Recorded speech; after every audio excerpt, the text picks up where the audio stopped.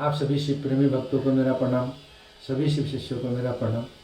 आज शिव महापुराण की कथा में आप कथा श्रवण करेंगे रुद्र संहिता पार्वती खंड के अध्याय भगवान शिव का गंगा अवतरण, तीर्थ में तपस्या के लिए आना, हिमवान द्वारा उनका स्वागत, पूजन और स्तवन तथा भगवान शिव की आज्ञा के अनुसार उनका उस स्थान पर दूसरों को न जाने देने का व्यवस्था करना।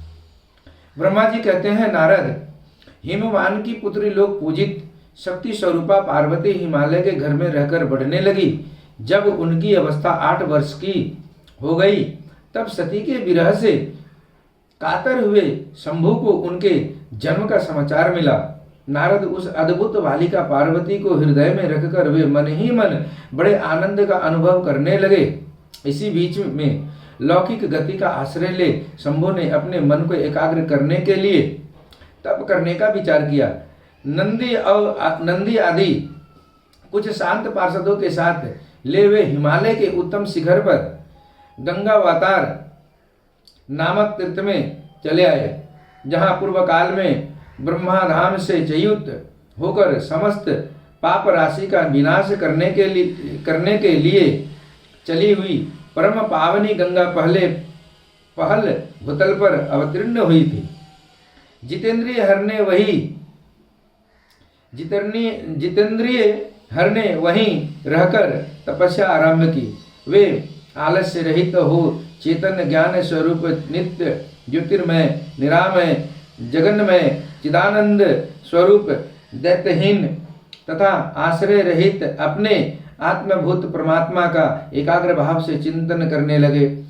भगवान हर के ध्यान परायण होने पर नंदी भृंगी आदि कुछ अन्य पार्षदगण भी ध्यान में तत्पर हो गए। उस समय कुछ ही प्रमत्तगण परमात्मा शंभु की सेवा करते थे।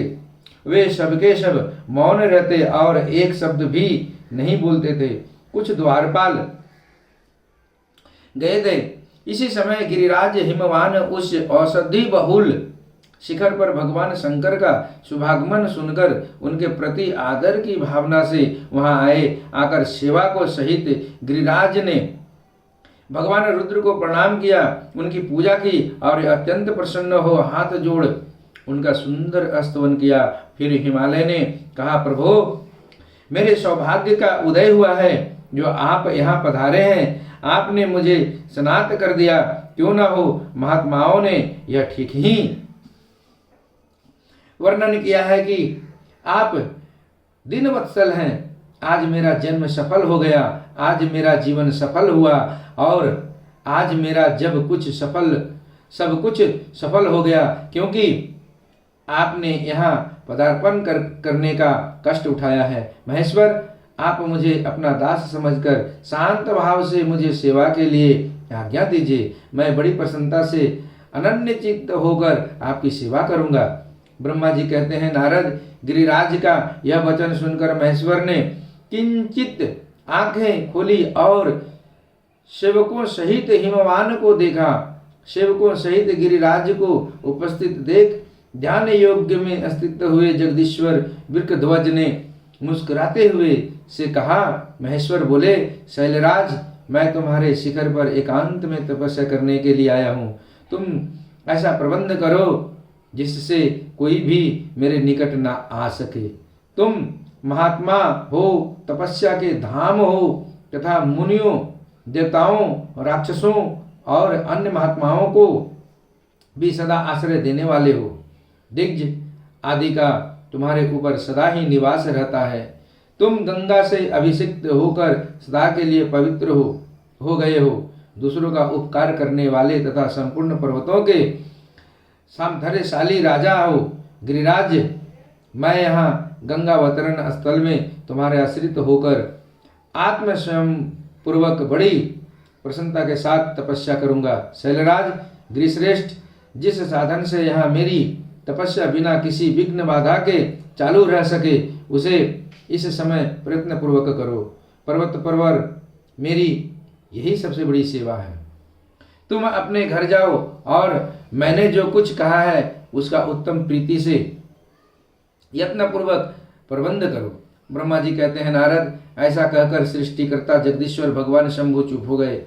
उस समय गिरिराज ने शंभु से प्रेम पूर्वक यह बात कही, जगन्नाथ परमेश्वर, आज मैंने अपने प्रदेश में स्थित हुए आपका स्वागत पूर्वक पूजन किया है। यही मेरे लिए महान सौभाग्य की बात है। अब आपसे और क्या प्रार्थना करूं? महेश्वर, कितने ही देवता बड़े बड़े यत्न का आश्रय ले महान तप करके भी आपको नहीं पाते, वे ही आप यहाँ स्वयं उपस्थित हो गए। मुझसे बढ़कर श्रेष्ठ सौभाग्यशाली और पुण्यात्मा दूसरा कोई नहीं है, क्योंकि आप मेरे पृष्ठभाग पर तपस्या के लिए उपस्थित हुए हैं। परमेश्वर, आज मैं अपने को देवराज इंद्र से भी अधिक भाग्यवान मानता हूँ, क्योंकि सेवकों सहित आपने यहाँ आकर मुझे अनुग्रह का भागी बना दिया। देवेश, आप स्वतंत्र हैं, यहाँ बिना किसी विघ्न बाधा के उत्तम तपस्या कीजिए। प्रभु, मैं आपका दास हूँ, अतः सदा आपकी आज्ञा के अनुसार सेवा करूँगा। ब्रह्मा जी कहते हैं, नारद, ऐसा कहकर गिरिराज हिमालय तुरंत अपने घर को लौट आए। उन्होंने अपनी प्रिया मेना को बड़े आदर से वह सारा वृत्तांत का सुनाया। तत्पश्चात शैलराज ने साथ जाने वाले परिजनों तथा समस्त सेवक गणों को बुलाकर उन्हें ठीक ठीक समझाया। हिमालय बोले, आज से कोई भी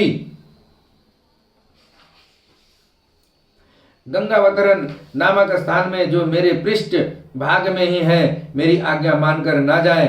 यह मैं सच्ची बात कहता हूँ। यदि कोई वहां जाएगा तो उस महादुष्ट को मैं विशेष दंड दूंगा। मुने इस प्रकार अपने समस्त गणों को शीघ्र ही नियंत्रित करके हिमवान ने विघ्न निवारण के लिए जो सुंदर प्रयत्न किया वह तुम्हें बताता हूँ, सुनो। आज की कथा अपने गुरु महेश्वर श्री चरणों में यहीं विराम करता हूँ। आगे की कथा अगले वीडियो में सुनेंगे। हिमवान पार्वती को शिव की सेवा में रखने के लिए उनसे आज्ञा मांगना और शिव का कारण बताते हुए इस प्रस्ताव को अस्वीकार कर देना। फिर से आप सबको मेरा प्रणाम। नमः शिवाय, नमः शिवाय, नमः शिवाय।